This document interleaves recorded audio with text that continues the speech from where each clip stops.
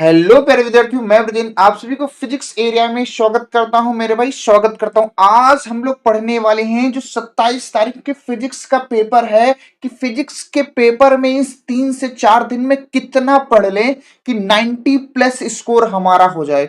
मेरे भाई एक एक चैप्टर का मैंने शेड्यूल बनाया है, आपको इतना ही पढ़ना है। कितनी थ्योरी पढ़नी है, कितना न्यूमेरिकल करना है, कितना डेरिवेशन करना है, इतना अगर आप पढ़ लेते हैं ये 3 से 4 दिन में तो 27 फरवरी को आप एग्जाम फिजिक्स का फोड़ देंगे। बहुत अच्छे से पेपर होने वाला है आपका। सिर्फ आपको जितना मैं आज बताने वाला हूं उतना ही आप पढ़ लीजिए। आइए सीधे बढ़ते हैं कि कौन कौन सा वो क्वेश्चन है जो बोर्ड एग्जाम में आने वाले हैं, लगातार आए हुए हैं, हर साल आए हुए हैं। आइए बढ़ते हैं सीधे। ये रहा पहला चैप्टर आपकी स्क्रीन पे। पहले चैप्टर में आपको क्या क्या पढ़ना है, किस तरह से पढ़ना है, कितनी गहराई से पढ़ना है, मैं वो भी चीजें आपको बताते चलूंगा मेरे भाई, बताते चलूंगा। तो देखो मेरे पास पहला क्या है, पहला क्वेश्चन है कूलाम का नियम। तो भाई कूलाम का नियम आप एक बार पढ़ लीजिए, क्योंकि कई बार एक नंबर में लिखने के लिए आता है और एक नंबर की इसकी सवाल भी आती है ऑप्शनल में, तो इसलिए इसको इस टॉपिक में लिया गया है। उसके बाद मेरे भाई आपको वैद्युत द्विध्रुव के कारण अच्छी एवं निरक्षी स्थिति में वैद्युत क्षेत्र की तीव्रता के सूत्र का व्यंजक यानी निगमन प्राप्त करना आना चाहिए। दोनों में से कोई एक आता ही है, बहुत ज्यादा इंपॉर्टेंट है। उसके बाद मेरे भाई आपको क्या, गॉस की प्रमेय। गॉस की प्रमेय तो ऐसा कोई पेपर नहीं जिसमें आई ना हो, तो गॉस की प्रमेय लिखने के लिए आती है। उसके आधार पर उसका दो एप्लीकेशन, दो मोस्ट इंपॉर्टेंट एप्लीकेशन है। एक क्या है, अनंत लंबाई के एक समान आवेशित तार के निकट वैद्युत क्षेत्र का निगमन करना रहता है, जिसमें हम बेलन की कल्पना करते हैं, बेलन बनाते हैं, वही वाला ये डेरिवेशन है। दूसरा क्या है, अनंत विस्तार की आवेशित समतल चादर के निकट वैद्युत क्षेत्र। अनंत विस्तार की समतल चादर जो बनाते हो प्लेट, उसके लिए क्या है, आपको वैद्युत क्षेत्र की तीव्रता का क्या करना है मेरे भाई, निगमन करना है, निगमन करना है, निगमन करना है। बहुत अच्छे से आप कर पाओगे। ये 4 डेरिवेशन जो है ना, बहुत इंपॉर्टेंट है, बहुत ज्यादा इंपॉर्टेंट है। अगर ये चारों करके जाते हो, विश्वास मानना इन चारों में से कोई एक जरूर आएगा। अब इस पार्ट में डेफिनेशन भी कुछ याद रखना है, जैसे वैद्युत क्षेत्र की तीव्रता क्या है, इसको थोड़ा याद रखना है। इसका देखो, वैद्युत क्षेत्र की तीव्रता जब पढ़ना तो उसका मात्रक, बीमा, विमीय सूत्र सब कुछ पढ़ लिया करो जब पढ़ना, क्योंकि मैंने पढ़ा रखा है प्लेलिस्ट में, आप वहां से पढ़ सकते हो। उसके बाद अब वैद्युत द्विध्रुव देख लेना, वैद्युत द्विध्रुव आघूर्ण देख लेना, इसका मात्रक क्या है, राशि क्या है, सब मैंने पढ़ा है, आप इसको देख लीजिएगा। वैद्युत फ्लक्स देख लेना, वैद्युत फ्लक्स क्या है, वैद्युत फ्लक्स का मात्रक क्या होता है, बीमा क्या होती है, ये हर चीज आपको देखना है। ऐसा नहीं कि केवल वैद्युत फ्लक्स पढ़ लिए काम हो गया, नहीं ऐसा नहीं है। उसके बाद आपको पढ़ना है आवेश का रेखीय घनत्व और आवेश का पृष्ठीय घनत्व, दोनों आपको पढ़ लेना है मेरे भाई। इतना ही आपको रिवाइज करके जाना है। अगर इस चैप्टर से, मैं तुम्हें विश्वास दिलाता हूं, अगर इस चैप्टर से कोई क्वेश्चन आया है तो इतने के अंदर ही आएगा, जाके देख लेना 27 फरवरी को, इतने के अंदर ही क्वेश्चन आया रहेगा। और प्लस इसमें न्यूमेरिकल तो कराना ही है, तो न्यूमेरिकल की सीरीज में इसके बाद, इस वीडियो के बाद कल यानी मैं न्यूमेरिकल की सीरीज लेके आऊंगा हर चैप्टर वाइज। ठीक है मेरे भाई, बहुत सारे न्यूमेरिकल मैंने करा दिए हैं चैप्टर वाइज। आप प्लेलिस्ट में जाएंगे थ्योरी प्लस न्यूमेरिकल में, वहां एक एक चैप्टर का न्यूमेरिकल कराया गया मेरे भाई, फिर से लेकिन कराऊंगा। ठीक है, ये एक चैप्टर में इतना, अगर एक चैप्टर में पढ़ लेते हो तो मेरे भाई पहले चैप्टर से आपका सारा क्वेश्चन क्लियर होने वाला, नहीं तो आप देख लेना 27 फरवरी को। इसके बाद दूसरे चैप्टर में कितना पढ़ना है, दूसरे चैप्टर में मेरे भाई कितना पढ़ना है, दूसरे चैप्टर में क्या क्या देखना है, ध्यान से सुनना। क्या है, किसी बिंदु आवेश के कारण वैद्युत विभव के सूत्र का निगमन करना है। ये सूत्र आपको आना चाहिए, 1/4 क्यू बटे आर होता है, ये सूत्र आपको निगमन करना आना चाहिए। उसके बाद इसमें एक चीज और आती है, वैद्युत द्विध्रुव के कारण अच्छी एवं निरक्षी स्थिति में वैद्युत विभव की गणना करनी है। इसको बस ऊपर ऊपर देख लेना, क्योंकि पहले चैप्टर में अच्छी निरक्षी का निगमन आप करके आए हैं, सेम उसी तरह से इसमें भी होता है, तो कई बार इसका भी पूछ लिया जाता है। ठीक है, अगला क्वेश्चन, वैद्युत द्विध्रुव को घुमाने में, थीटा कोण घुमाने पर किया क्या कार्य। वैद्युत द्विध्रुव को थीटा कोण घुमाने पर किया गया कार्य बहुत इंपॉर्टेंट है, पिछले 2-3 सालों से ये लगातार आ रहा है, तो मेरा भाई इसको आप ध्यान देंगे। ठीक है, उसके बाद विभव प्रवणता तथा विद्युत क्षेत्र में संबंध, it's a very important question, ये भी आपको क्या करना है, तैयार करना, क्योंकि पिछले 2-3 साल से ये पूछा जा रहा है लगातार। उसके बाद अगला क्वेश्चन है सबसे ज्यादा इंपॉर्टेंट कि समांतर प्लेट संधारित्र की धारिता के सूत्र का निगमन करना बहुत ज्यादा इंपॉर्टेंट है। ये तो आपके पेपर में आना ही आना है मेरे भाई, आना ही आना है। उसके बाद इससे संबंधित एक और डेरिवेशन आता है, समांतर प्लेट संधारित्र की धारिता ज्ञात कीजिए। जब प्लेटों के बीच परावैद्युत पदार्थ भर दिया जाता है तब इसकी धारिता क्या है, हमें ज्ञात करने के लिए पूछता है, ज्ञात करने के लिए पूछता है। तो बहुत इंपॉर्टेंट है भैया। एक एक क्वेश्चन मैंने चुन चुन के लाया, हर साल न जाने कितनी बार ये सब पूछे गए हैं। आप ट्रस्ट करो, जितना मैं चैप्टर वाइज बताते जाऊं उतना अगर पढ़ के जाना, उसमें से नहीं मिलेगा, उसमें से क्वेश्चन नहीं आया रहेगा, तब मेरे को आके बोलना कि सर हाँ आपने जो बताया वो नहीं है। ऐसा हो ही नहीं सकता। पिछले 10 साल से मैं ये चीजें एक्सपीरियंस कर रहा हूं कि कौन सा क्वेश्चन क्या है लगातार आ रहे हैं, कौन सा क्वेश्चन बहुत ज्यादा इंपॉर्टेंट है। अगला क्वेश्चन है मेरे भाई, आवेशित संधारित्र की प्लेटों के बीच विद्युत क्षेत्र के ऊर्जा घनत्व का सूत्र निकाल। ऊर्जा घनत्व का फार्मूला ये बहुत इंपॉर्टेंट है। ये फार्मूला आपका होता है U बराबर 1/2 एप्सिलॉन नॉट ई स्क्वायर। ये वाला फार्मूला आपको क्या करना है, निगमन करना है। अब आप सोच रहे सारा डेरिवेशन मिलेगा कहां मेरे भाई, हमने प्लेलिस्ट बनाई है, डेरिवेशन की प्लेलिस्ट बनाई है।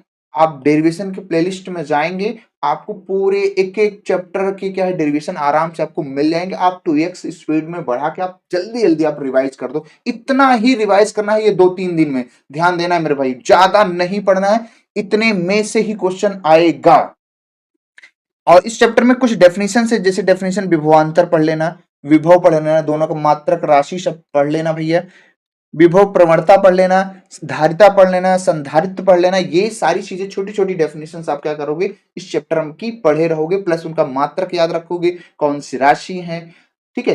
ये सारी चीजें आप याद रखोगे मेरे भाई। और प्लस न्यूमेरिकल तो कराना है, न्यूमेरिकल मैं कराऊंगा इस चैप्टर जो है वीडियो के बाद। अब अगला जो वीडियो आएगा वो आपका हर चैप्टर का न्यूमेरिकल आएगा। आपकी चिंता नहीं करना है कि किस चैप्टर पर न्यूमेरिकल लगातार आ रहे हैं। ये 2 चैप्टर अब इस चैप्टर से आएगा तो देख लेना, इससे ज्यादा नहीं आएगा, देख लीजिएगा चाहे आप 27 को आपको पता चल जाएगा।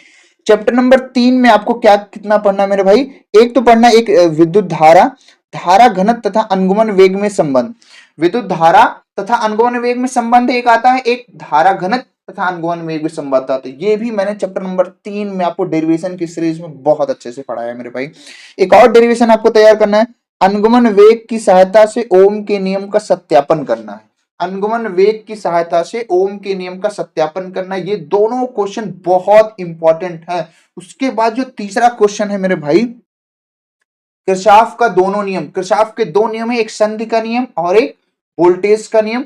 दोनों वोल्टता का जिसे नियम कहते हैं, दोनों नियम आप तैयार करना, वो आएगा ही आएगा और इस पर सवाल भी आती है, तो न्यूमेरिकल मैं कराऊंगा। उसके बाद आपको सेल का आंतरिक प्रतिरोध और विद्युत वाहक बल तथा टर्मिनल विभवांतर में एक संबंध होता है, उसको भी आपको पता होना चाहिए। निगमन संबंध आपको निकालना आना चाहिए मेरे भाई, बहुत अच्छे से आप कर पाओगे पेपर को।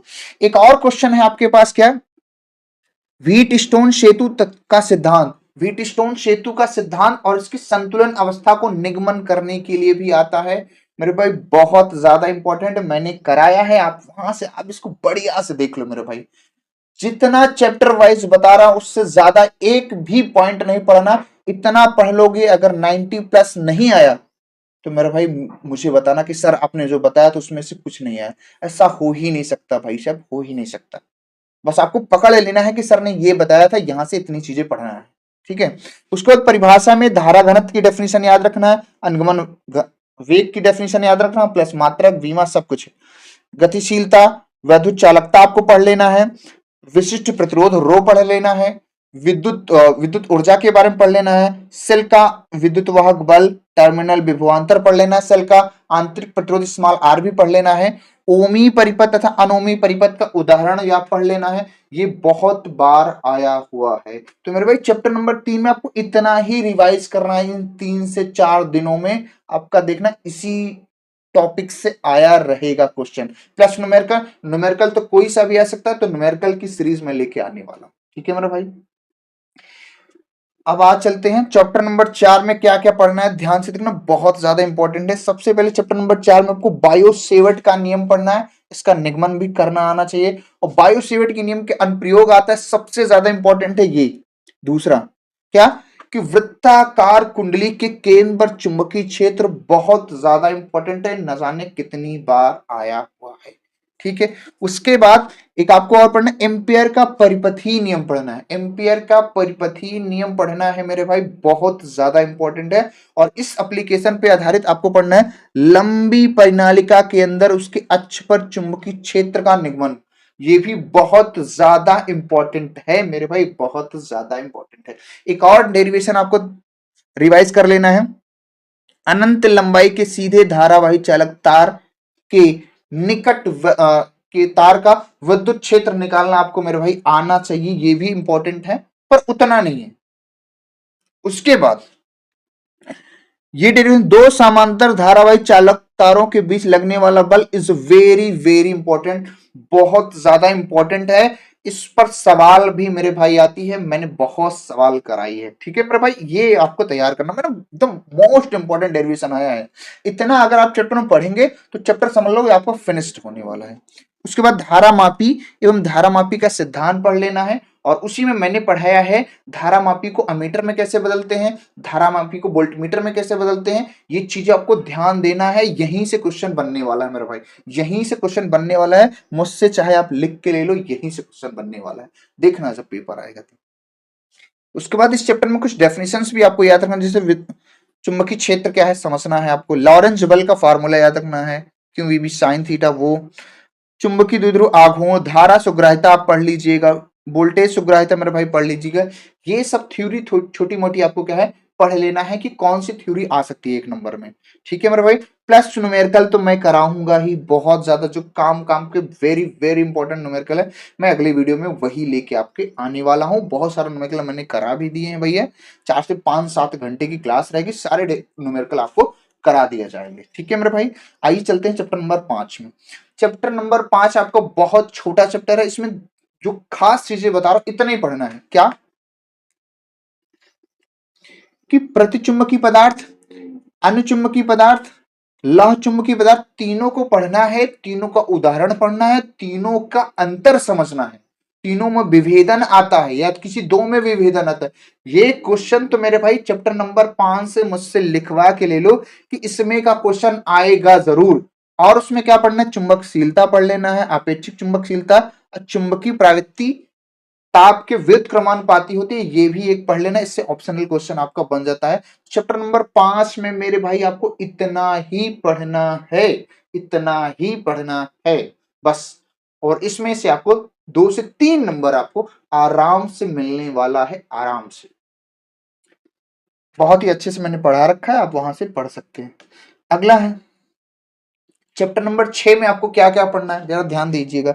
चुंबकीय फ्लक्स पढ़ना है, चुंबकीय फ्लक्स का मात्रक पढ़ना है, राशि कौन सी, हर चीज जो टॉपिक पढ़ो उसका हर एक चीज पढ़ो, तभी क्लियर होने वाला है। उसके बाद फैराडे का विद्युत चुंबकीय प्रेरण संबंधी नियम, फैराडे का 2 नियम है, वो दोनों नियम आपको याद होने चाहिए मेरे भाई। उसके बाद उसमें क्या करना है, स्वप्रेरण पढ़ना है। स्वप्रेरण क्या है, स्वप्रेरण थोड़ा बड़ा टॉपिक है, उसको पूरे डिटेल में पढ़ना है स्वप्रेरण तथा इसी में स्वप्रेरकत्व या स्वप्रेरण गुणांक आएगा, इसका फार्मूला आपको याद रखना है मेरे भाई, याद रखना है और उसको पूरा पढ़ लेना। फिर उसके बाद अन्योन्य प्रेरण पढ़ना है, क्या पढ़ना है, अन्योन्य प्रेरण पढ़ लेना है। अन्योन्य प्रेरकत्व गुणांक आता है यम, उसको भी पढ़ना है, मतलब पूरा पढ़ना है। उसके बाद 1 हेनरी की डेफिनेशन आपको कई बार पूछी जाती है, तो इस चीज को आप याद रखोगे भाई, याद रखोगे, याद रखोगे।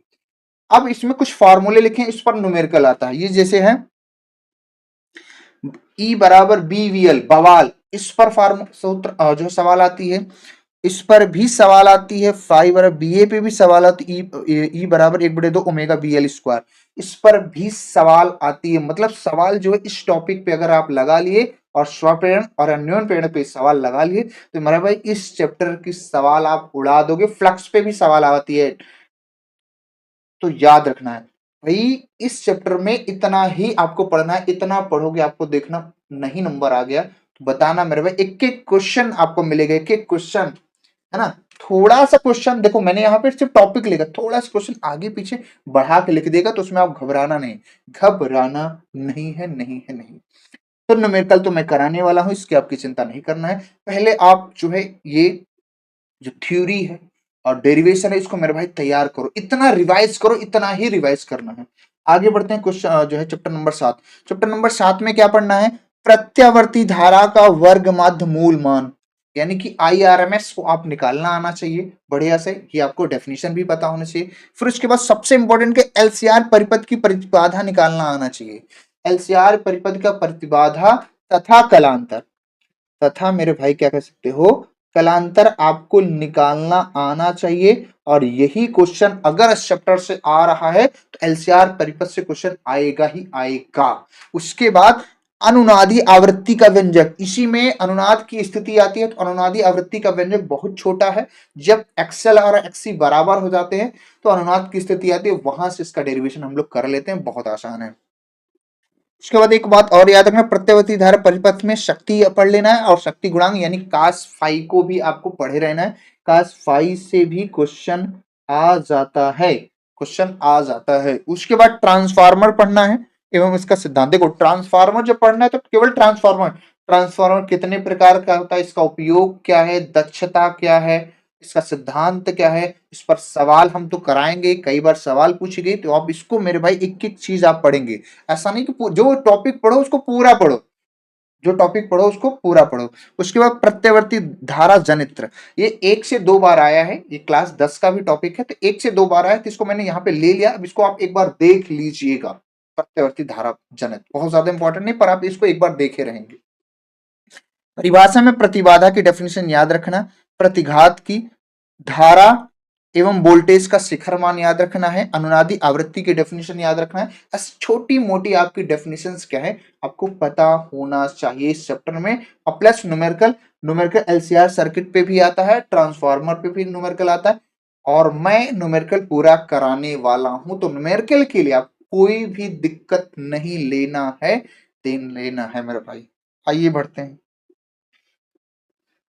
चैप्टर लास्ट चैप्टर में आपको कितना पढ़ना है, तो देखो भैया लास्ट चैप्टर में आपको क्या पढ़ना है, मैक्सवेल का विद्युत चुंबकीय तरंग सिद्धांत एवं समीकरण। मैक्सवेल का विद्युत चुंबकीय तरंग सिद्धांत पढ़ लेना है, मैंने पढ़ाया है चैप्टर 8 में। और इसके समीकरण 4 समीकरण होते हैं, वो आपको याद रखना है, 4 नियम है, वही समीकरण चारों आपको याद रखना है। फिर उसके बाद ये बड़ा इंपॉर्टेंट है कि विद्युत चुंबकीय तरंग की प्रकृति एवं आरेख, विद्युत चुंबकीय तरंग किस प्रकृति की होती है इसका आरेख खींच कर थोड़ा बताना है, तो आरेख आप आराम से खींच लोगे, मैंने पढ़ाया है भैया, है ना। उसके बाद इसमें एक चीज याद रखना, डेफिनेशन के तौर पे विस्थापन धारा क्या है इसका सूत्र भी याद रखना है। फिर विद्युत चुंबकीय तरंगे की स्पेक्ट्रम, विद्युत चुंबकीय तरंगों का स्पेक्ट्रम, यानी कि मैंने बताया है आपको विद्युत चुंबकीय तरंगे आपकी मुख्यतः 2 प्रकार की होती है, एक दृश्य तरंगे, एक अदृश्य तरंगे। और स्पेक्ट्रम में 7 तरंगे हैं जो थी गाड़ी, एक्स, यूवी, इन माई रेंज। इन तरंगों को जो भी गामा किरणें हैं, यक्स किरणें हैं, परावैंगनी किरणें हैं, है ना, दृश्य प्रकाश है, अवरक्त किरणें हैं, माइक्रोवेव है, रेडियो वेव है, इन सभी तरंगों के गुणधर्म याद रखना है और आपको उपयोग याद रखना है, आवृत्ति और तरंग दैर्ध्य याद रखना है, तब जाके इसमें का क्वेश्चन आपसे बन जाएगा 1 नंबर वाली। उसके बाद जो विद्युत चुंबकीय तरंग है, जो EM वेव्स है, इसके गुणधर्म याद रखना है। आपको इतना ही 8वें चैप्टर से इतना ही पूछेगा, प्लस न्यूमेरिकल मैं कराने वाला हूं, न्यूमेरिकल मैं कराने वाला हूं मेरे भाई। अब मेरे भाई जितना मैंने बताया, फर्स्ट फिजिक्स मैंने खत्म कर दी, अगर आप चाहते हैं सेकंड फिजिक्स का भी वीडियो आए इसी तरह से कि कितना टॉपिक पढ़ना है, तो मेरे भाई कमेंट करिए, 2 घंटे बाद 4 घंटे बाद आपको ये मिल जाएगा मेरे भाई, मिल जाएगा फिर से। तो मेरे भाई इतना जितना मैंने चैप्टर वाइज बताया, इसलिए मैंने एक तरफ से नहीं बताया, मैंने चैप्टर वाइज बताया, चैप्टर वाइज जितना मैंने बताया उतने टॉपिक आपको रिवाइज करना ही है। याद ना कर पाओ अलग बात है, लेकिन मेरे भाई आपको इतना टॉपिक तो रिवाइज करना ही पड़ेगा, तभी आपका 90 प्लस स्कोर प्राप्त होगा। न्यूमेरिकल तो मैं कराऊंगा मेरे भाई मैं इस फर्स्ट फिजिक्स का वीडियो बना दिया हूं। अगर आपको सेकंड का भी इंपॉर्टेंट चाहिए तो कमेंट करिए, मैं 2-3-4 घंटे में उसको भी मैं क्या कर दूंगा, अपलोड कर दूंगा, उसको भी देख लीजिएगा। फिर मैं सारे चैप्टर का 1 से 14 चैप्टर तक का मैं न्यूमेरिकल आपको कराने वाला हूं, ताकि 27 फरवरी को एग्जाम आप फोड़ के आओ। तो मेरे भाई आप उम्मीद है कि आपको इतना पढ़ने से बहुत ज्यादा हेल्प होगी, बहुत ज्यादा होगी। लेकिन एक बात मेरे भाई याद रखना, जो टॉपिक पढ़ना उसकी पूरी हर एक चीज पढ़ना, एक एक चीज पढ़ लेना। तो मेरे भाई आज के लिए बस इतना ही, बाकी हम मिलते हैं आपको फिजिक्स 2 में इंपॉर्टेंट क्वेश्चन के साथ।